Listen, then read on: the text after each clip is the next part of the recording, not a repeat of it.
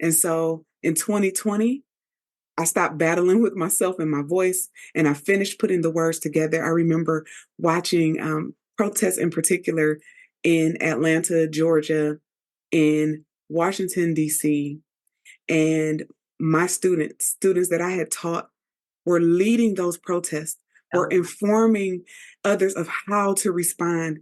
And I thought, this is the power of a seed, that when we build every student for the brilliance that lives in them, when we find ways for them to advocate for themselves, first in the classroom and then in the world, that would be the message that is undergirding the power of universal design for learning. It is advocacy, it is expert learning, it is shifting the world for yourself, and then having others come alongside to shift with you.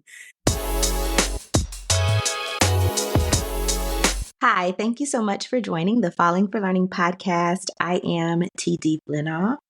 We have this podcast to help parents and caregivers with having the resources, strategies, and tools needed to make sure that their children are on track for learning and to stay on track for success. Thank you all for joining us on the Falling for Learning podcast. Today we have Andratesha Fritzgerald, and she is the author of Antiracism and Universal Design for Learning. And we're so excited to have her. She is a dynamic speaker and educator and parent, and we're so glad to have her to give us the insights that we need to make sure that our children are on track for learning and stay on track for success. Thank you so much for joining us. Thank you so much for having me. Glad to be here. Yeah, so we really want to start with thinking about yourself and what drew you into education as a child or into learning and the learning process. I feel like what drew me into education as a whole was that there's something about seeing learners clarify a path for themselves that brings me joy and great passion. So I think that education satisfies my intellectual curiosity, but gives me the space to be a designer of learning and then transfer that design to learners who then get to go through that same process for themselves. As a child, I think what drew me fully into education is legacy. I went to a school and I had mostly Black teachers, but my kindergarten teacher in particular, which I talk about her often in my book, is also my mom's kindergarten teacher. Oh, And wow. she went on to become the principal of the school where I went from kindergarten through 8th grade. And this woman believed that every child had both the capacity and the ingenuity to do anything. And so when I would see her every morning, she would kind of mine for the gem of brilliance that she felt like was inside of me. She wanted to know, what do we do? What do we learn? How do we practice? And she was always on this treasure hunt to find the best in each of us. The last time that I saw her, she passed away in the last few years. The last time that I saw her, she knew exactly who I was, and I was just saying hello. Something about saying your kindergarten teacher makes you kind of turn into a kindergartner. So I was like, "Hi, Mrs. Harris." She's like, "Hello, Andratesha," and then she invited me to sit down, and she asked me a question. She said, "What great things are you doing?" And there was still this assumption after all of these years and all of this time and all of this space that there were great things inside of me that were happening each day. And she sat with this great expectation. And so it's teachers like her that really, it's in their footsteps that I follow, on their shoulders that I stand, that really believe in the brilliance of every child. And then they mine for that brilliance, support that brilliance until that gem of brilliance shines. All right. I love it. Wonderful. So, thinking about your book, Antiracism and the Universal Design for Learning, tell us about how this book came about and your work on it. So, Universal Design for Learning is a framework that comes from 30 years of brain research on how humans learn, and then it informs how we teach. So I started writing the book in 2017. This is a framework that I love. It is one that I feel like I have used throughout the years and I've learned about it. And I wanted to inform the field on how we can use it as a tool for liberation. And so I started writing this book in 2017, and I kind of struggled along the way to clarify my voice, to find the angle or the pathway that I wanted to share. And I struggled along for 3 years. And in 2020, we had some cataclysmic events that took place, Mm-hmm. right? And so Exactly. in 2020, um, it was the weekend that George Floyd, he was murdered. And there were protests breaking out all over the country, all over the world. Mm, And I sat and I wept and I mourned and I grieved, but I knew that I needed to respond. And I mm, didn't want my response to be just a post that people argue back and forth on. I didn't want it to be one conversation that was here today and then forgotten tomorrow. I decided that I wanted my response to be this book to change the trajectory of education and educational practices for Black and Brown students forever. And so in 2020, I stopped battling with myself and my voice, and I finished putting the words together. I remember watching protests in particular in Atlanta, Georgia, in Washington, D.C., and my students that I had taught, were leading those protests, were oh, informing others of how to respond. And I thought, this is the power of a seed, that when we build every student for the brilliance that lives in them, when we find ways for them to advocate for themselves, first in the classroom and then in the world, that would be the message that is undergirding the power of universal design for learning. It is advocacy, it is expert learning, it is shifting the world for yourself and then having others come alongside to shift with you. And so that's how um, the book came into existence, and with the message of universal design for learning and championing kids right where they are. Samaria Rice, who is the mother of Tamir Rice, wrote yes. the foreword to the book. She shares such powerful words and powerful questions, and I'm in awe of her always, because she's taken what has been a terrible tragedy and turned it into a triumph in many ways, and she's pushing for that same triumph in many ways. So I'm so honored to have her partner with me and for CAS to publish this book. Oh, wonderful. So much there. I just, yes, just that make sure, have a voice of a mother who had this loss, and just thinking about, how education can be liberation, right? And how we're giving our students, that agency, right? They already have their voices, but showing them how to use it. So amazing. Um, can you tell us a little bit about your education path, from, that brought you here, right? We know about your wonderful kindergarten teacher, but Mm-hmm. can you tell us about like your high school and your college Mm-hmm. studies? So there's a funny thing about our paths. We can have them planned out and think that we know the direction that we're going to go in.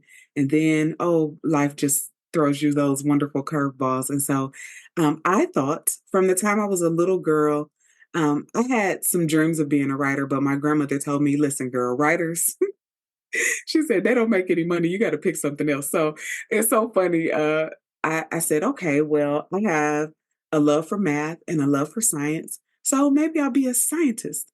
And so when I was a very young girl, I decided I wanted to be an astronomer, not an astrologer, but an astronomer, to study the stars and the weather patterns. And I really took a liking to all things in that area of science. And as I got older, when I was in the seventh grade, they saw that I had this capacity for math and science. So they said, you should be an engineer. And I was like, okay. So I started participating in programs geared toward engineering from the seventh grade all the way through the 12th grade. Participated. I took biochemistry for the first time when I was in the seventh grade. Loved it. Um, just learned a lot about how chemicals work and chemical reactions and how that fit into our everyday life. And so for from seventh through 12th grade, really focused in on engineering, took all the courses in high school around engineering. And I went to college on a full scholarship for engineering, chemical engineering.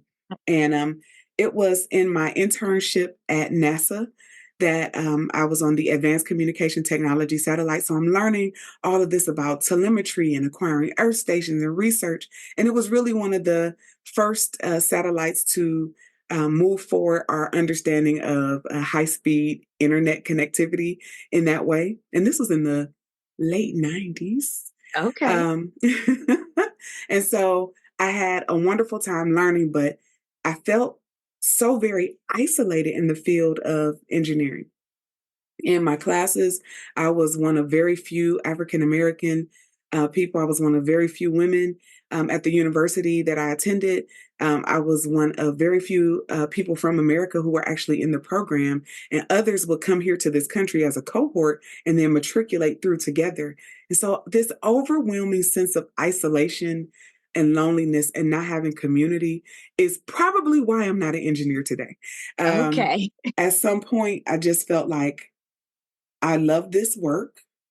I love engineering. My grades were fantastic, but I just didn't have community. And community is so important. Yeah. That's a theme I've come back to over and Mhm. over as a parent, as a teacher, as an educator, as a consultant. Community is the difference maker. And so I changed my major to English, which people look at my transcript and they're like, honors chemistry 2 and 3.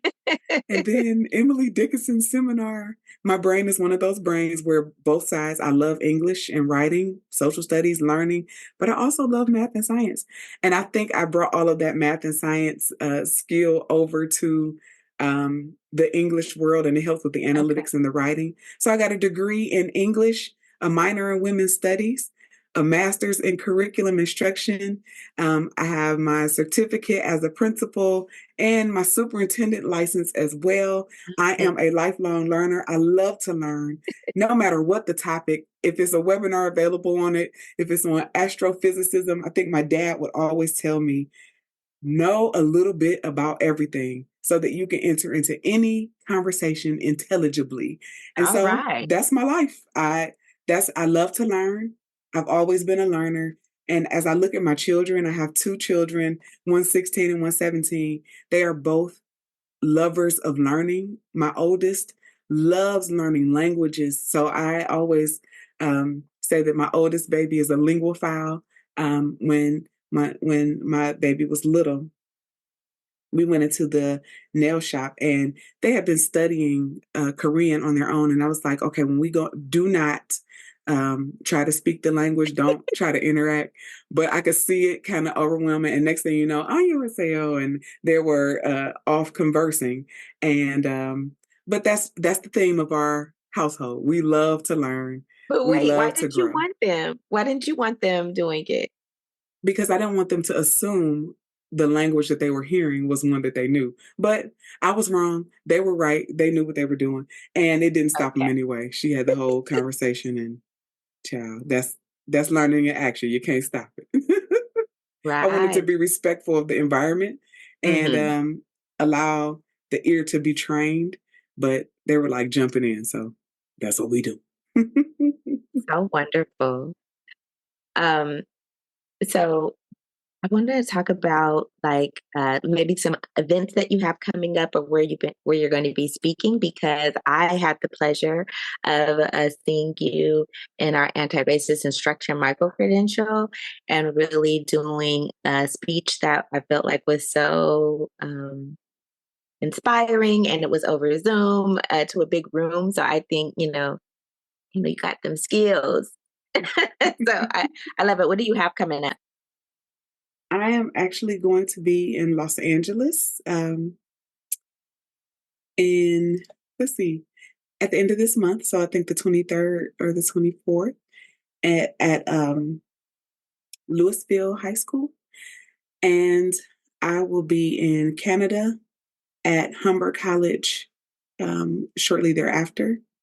Um, but for more events and to kind of follow and keep up with what's going on, I try to stay active on social media, which has shifted just a bit. So I'm learning the ropes here and there, but Instagram, Facebook, whatever Twitter is doing, I'm in those places as well. But Okay, Building well, Blocks of Brilliance, buildingblocksofbrilliance.com is my website. okay, great. We will be putting your links in our summary for our program. So that's wonderful. I'm in Los Angeles. I don't know if I'll be able to see whatever, but yes, that's where we are. But yeah, it's great. It's wonderful. Um, so can you tell those parents out there, we have parents that might just really be really helping their children at home, even though they're not homeschooling, and we have some homeschool parents. So if we could talk about like what are some things that they should be doing or thinking about to help their children when it comes to universal design for learning. I would say that parents most likely have the anti-racism down because it's their culture, but not necessarily because, various things. It's a learning process for all of us. As a parent, I will say that we have um, educated our children in a number of settings, and homeschool was one of them. It wasn't a permanent one, but we did. We pulled our son, our youngest, for a period of time Mhm. when we saw that systemically he was just having a hard time embracing himself as a learner. And as a parent, our number one job is to advocate from the inside out that the way that you learn is a good way to learn, and that Yeah. we can add tools to that, and we can add a little bit of razzle dazzle here and there. But for the most important part of what we believe our role is at home is we aspire to be a dream springboard, if you will. That means that whatever it is that you dream to do, and even if that dream changes, then we want you to be equipped fully with whatever it is that you need to be able to attain that. And the first thing that you need in order to attain that is a belief that is matched with strategy. And so there is a belief that I am a learner, a belief that I can learn and that I can utilize the skills that I have to acquire skills that I do not. That if there is anything in the system of learning, at home or otherwise, that is oppressive, then it is our job to lock arms with our child, to find their voice, to fight for themselves, knowing fully that we are committed to fighting with them. And so we prepare our children for 5 years down the road. I remember when my son, he had started this program, he was about 6 years old, 7 years old. And the lady who was running the program said, oh, it was like a summer camp that he would go to each day, but she had a question for the parents in the orientation. Do you pack your child's book bag every day? And proudly, many of us were like, well, yes, we do, to make sure that they have everything. And when I tell you she went off, she was like, you, I felt like I was in boot camp, but it was the most effective redirection of my energies. She said, you are preparing today for 5 years down the line. Do you want to be packing the book bag in 5 years? I was like, no. She said, then allow them to pack the bag themselves. If they forget something, oh, well, that helps them to pack more efficiently the next day. And I was like, I didn't know. I didn't think about this. Join us for Well Educated Wednesdays every Wednesday on Instagram Live at Falling for Learning. It is a free parent question and answer session where parents can ask questions, learn about resources, strategies, and tips to make sure their children are on track for learning and stay on track for success. That's every Wednesday on Instagram Live at Falling for Learning. We look forward to seeing you and helping the next generation thrive. And so I share that little nugget of wisdom with each of you today, that we prepare today for 5 years down the line, maybe even 15. We believe fiercely in our children's ability, not our ability to do it for them, but their ability. And then they figure out. And the last piece of advice that I think that is important on this journey of parenting is, as we teach our children to believe that they have enough, the way that they learn is welcome, then as a parent, we have to know that we know enough, we are able, and we are capable to be the most amazing and accurate advocate for our child. That is not something that we farm out. What universal design for learning does for us, it says that there are many ways that we can accomplish one goal. And so we think about what that goal is for our children, and then we think about how many on-ramps, how many expressways, how many supports, and how will we show what we know to the world. We get to decide that. And then we come alongside educational professionals, teachers, and leaders and tell them, these are the things that are successful for my child. Here's what I'm wondering that I'm asking for your feedback on, but what is not negotiable is that this child is brilliant, and it's up to us to mine for that gem of brilliance until it shines. And that's why we call our company Building Blocks of Brilliance.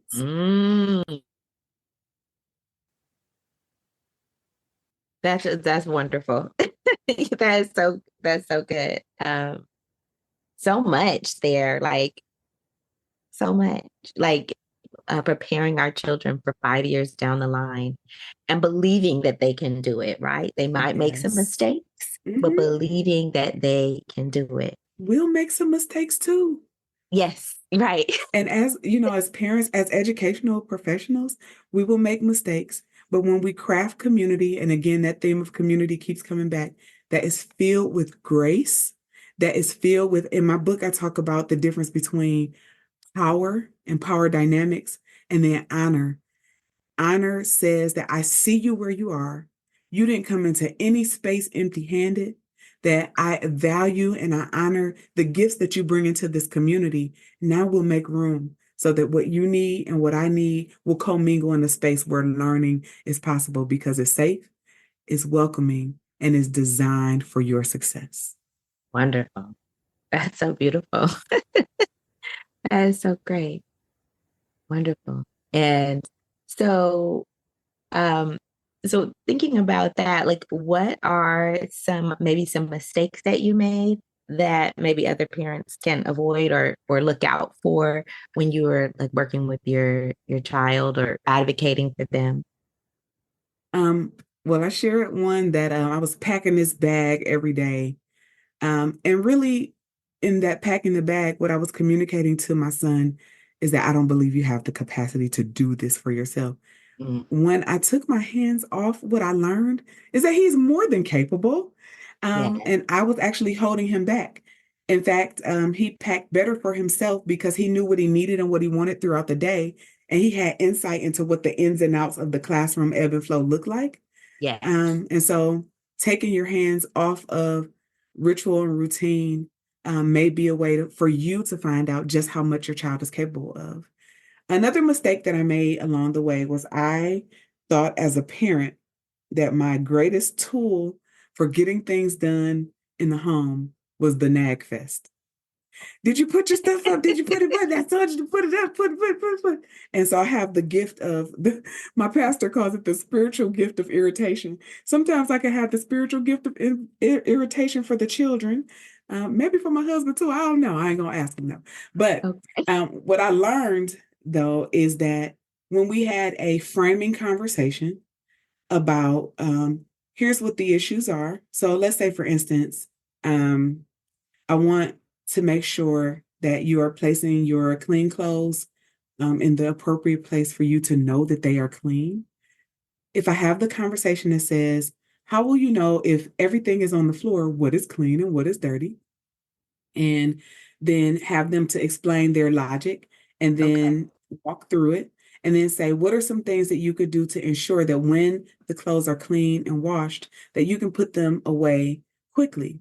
And so then they get to come up with strategy, we get to discuss, and then they get to put a plan into action. That plan into action can be driven by reminders that they put maybe on a device or maybe a visual schedule that they put on their mirror or in their room. And then it is not driven by, hey, did you do this? Did you do this? But there's an appointed time for check-in. That appointed time for check-in then leads us back to discuss strategy. Did that strategy work for you? What strategy would you like to shift or do differently? And then how will you move forward? If this is working, then we'll check in on it in maybe a week or so and see. There is a trust that you have the capacity to take care of yourself. And in those areas where you have to learn, then we put those scaffolds in place that says, I honor you. I don't have to nag you or be annoying to you because that's not helpful to you or to me. And it erodes our relationship. But I can trust you and treat you as a human being, and you can respond to me as one as well. And we have solved so many of our morning routine, our cleanup routine, by simply having conversations and matching problem with strategy and doing that same thing over and over again. Our mornings used to be super hectic, and our kids pointed out to us that mornings feel like roller skates and like all the things rushed. And so we talked about what can we do as a family to ensure that mornings are a place of joy. We got to this, I'll share just a short story. I was dropping the kids off at school. They were in maybe the second and third grade. And so we left out the house late. One kid had their book bag, but it was open, mismatched socks, random things on. And you know how you don't really look at them until they're getting out the car. And so we pull into the parking lot. It's 7:30 in the morning. I'm like, where's your book bag? Where's your stuff? So it was like, and they were, oh, I can't find this. And they're digging in the car. And it was just like insane. And there was a car that pulled up next to me that I didn't even see. A man got out with his son that I didn't even notice, and he had his son like this at his face, like, hey, buddy, just focus on me. You're going to have a good day. It's going to be a great day. And that was a message to me like, there is so much chaos over here in this car that we need to stay focused over here.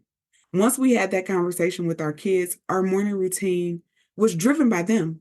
And so they made one gets up 30 minutes earlier by choice.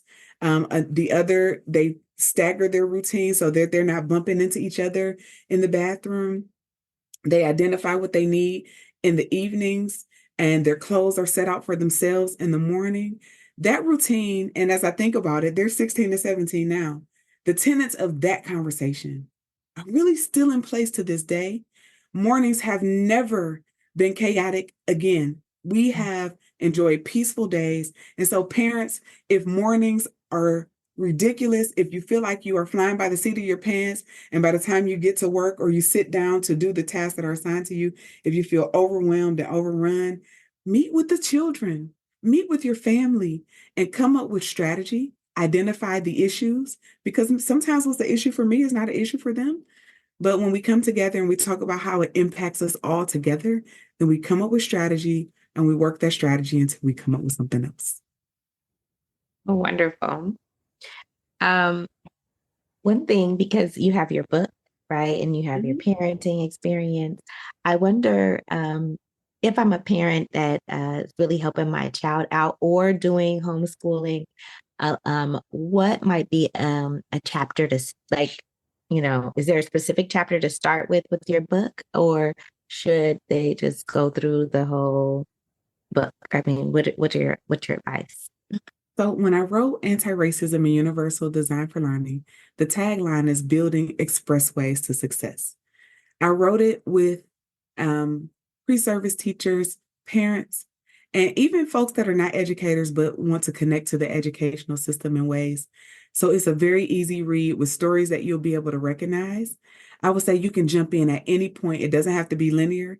Okay. Take a look at the index, the table of contents. Think about what's most important for you.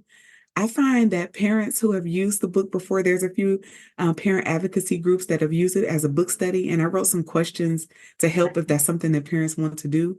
They find it helpful going into parent-teacher conferences when we're asking for the kind of instruction that meets the needs of our students. They find it helpful to really think about rituals and routines at home, whether it is showing what we know or identifying supports or multiple means of representation, which just means many ways of taking in the learning.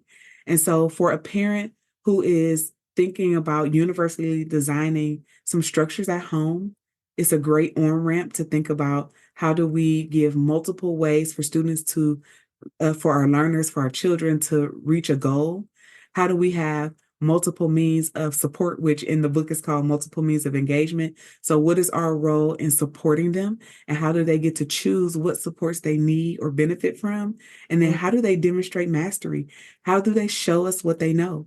Show us that they have mastered a routine, or that they don't need any more support in a certain area, or maybe how they advocate for themselves with the teacher that they're having difficulty with. The book helps you to navigate all of those questions.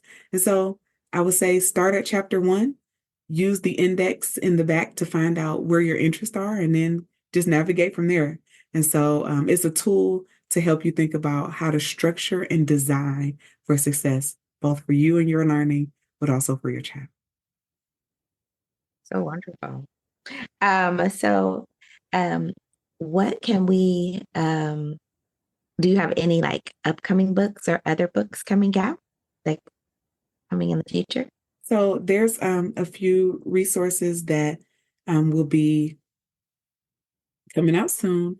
There is a guide on trauma-informed learning and anti-racism through the lens of universal design for learning that will be published by Brooks, and that will be out soon in the next few months. There is another book that I am working on to help schools think about what tenets need to be in place for anti-racist learning to happen in the classroom. And so what does that support look like for teachers, for administrators, for systems? And there is a chapter that I wrote in a universal design for learning, something like a textbook that is coming out soon. But for the best updates, I would say go to buildingblocksofbrilliance.com. Those are the things that are coming up. Our company is often helping school districts, colleges, institutions of learning, sometimes even preschools, think about how to engineer for solutions and engineer for success, which means that we take a serious look at the problems, at the barriers that exist, and then we match those barriers to strategies that can be enacted and monitored to ensure that the barriers are decreased. And so that's our strategy. We are excited to work in a number of different districts over time so that they can take a look at where they are and what they need to do to grow. And ultimately, we customize every solution to the place where we're working. So the solution cannot be crafted outside of yourself and your organization, but we just come alongside to support. Um, as you think about the shifting attitudes about anti-racism or DEI, diversity, equity, and inclusion, like what are your thoughts on that? And, you know, how do you talk to people about it who may have some negative thought process about it? So anytime the word anti-racism is used and you're walking into a space, you never know how it will be received. But on the other side of that is if any barrier that is not spoken is unresolved. And in order to resolve the issue of racism, we need all hands on deck. And so J. Luke Wood, who is a scholar, he's the president of Sacramento State now. He used to be at San Diego State. One of the things that he says, he talks about this taxonomy of learners, of educators' perspectives. And there are those who are refusers and those who are resistors. And many times in our human nature, we give so much energy and insight to those who are refusing and resisting the message.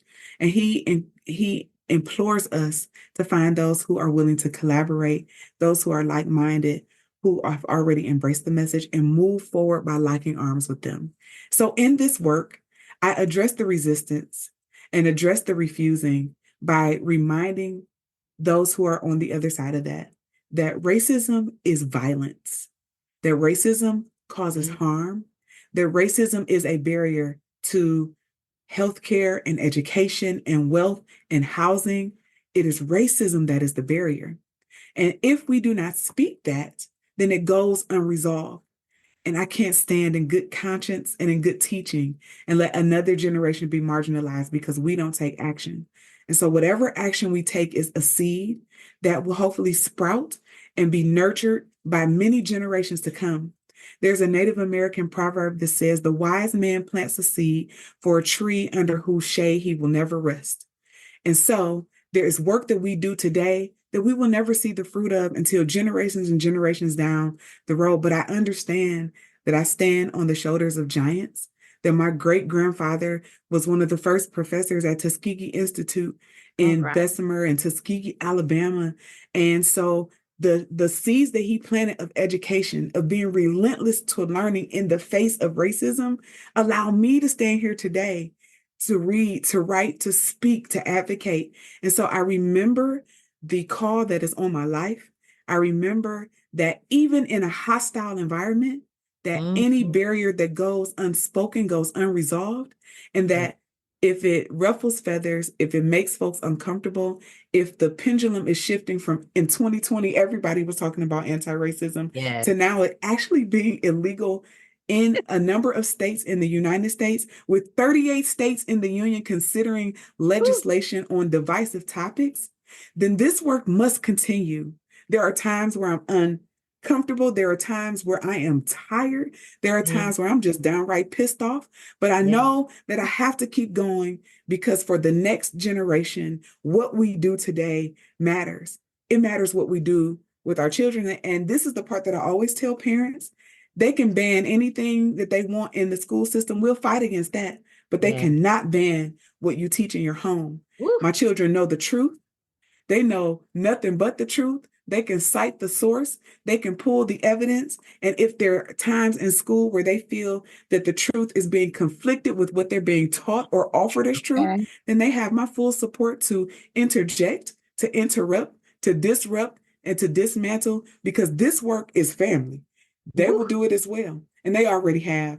And so we equip our children with how to advocate, not only for their own learning and their own leading, but for truth that is being offered to them and for falsehoods to be rejected by them as Mm-hmm. publicly as they were offered. And Yeah. so this is the work that we do as parents, as educators, as advocates, as anti-racists. Wonderful. I just want to highlight like that's something I haven't really thought about or really like brought, really highlighted on on our show, our program, that, as parents, we also have to help our children advocate for themselves. Even if, I was a parent, I'm a parent who definitely worked extensively with my child. She never did homeschooling, but I really had work for her to do over the summer and, sometimes on the weekend just to make sure that she was on point, as well as, we have the parents who are doing homeschooling. But that's the part, like, we really have to take the time to teach our children because other people will put messages in them and ideas in them.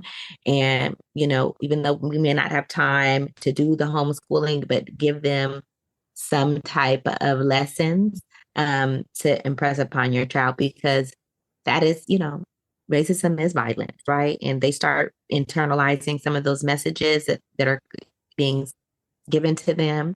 They don't know Mm-hmm. how to speak up against it, or, they may start adopting it. Sometimes kids soak in those negative messages, and, Many times it's they really do. important. It's really And we get a chance to, even when we are watching a television program together, pointing out, well, that's a bias there. I yes, wonder how they know that to be true. They're presenting that as fact, but teaching them how to question. One of the things that we always do here in our home is we turn on the closed caption when we're watching a program together, and it helps us to be mindful of the vocabulary that's being used to describe people of color in contrast to their white counterparts. It gives yeah, us a chance to see for the programming the kind of advertising. Um, I said, what does this say about the Black community when these are the commercials on a show that is targeted toward us?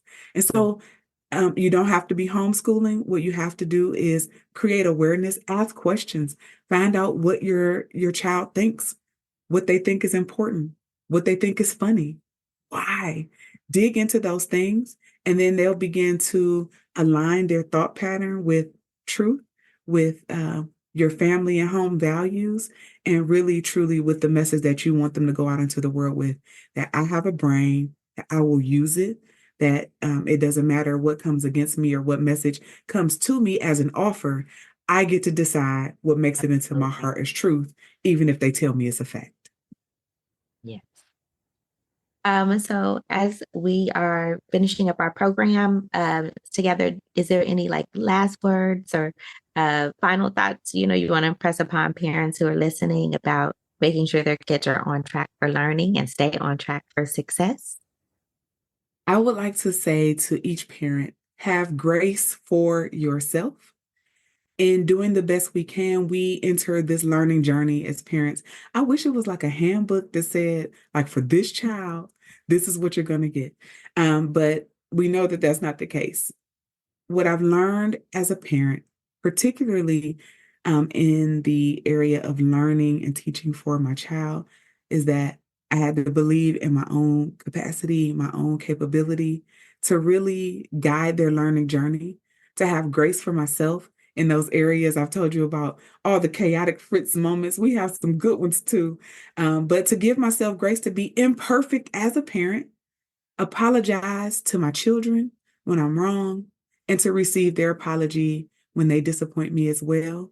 This is the work of humanity and learning commingled, that we are humans in this experience, imperfect in many, many ways, but still able to progress, to help and support one another, to hear each other, to celebrate our wins, and to keep building for that excellence that lives in each child, that lives in each of us as well.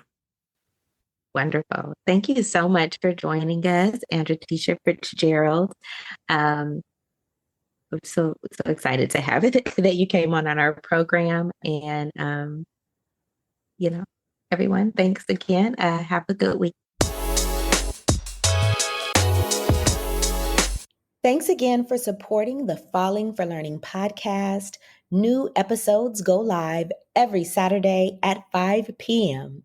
You can watch us on youtube.com at Falling for Learning or listen on all major podcast platforms such as Apple, Google, Audible, Spotify, and much more. For more resources, visit fallinginlovewithlearning.com. We really appreciate you. Have a wonderful week.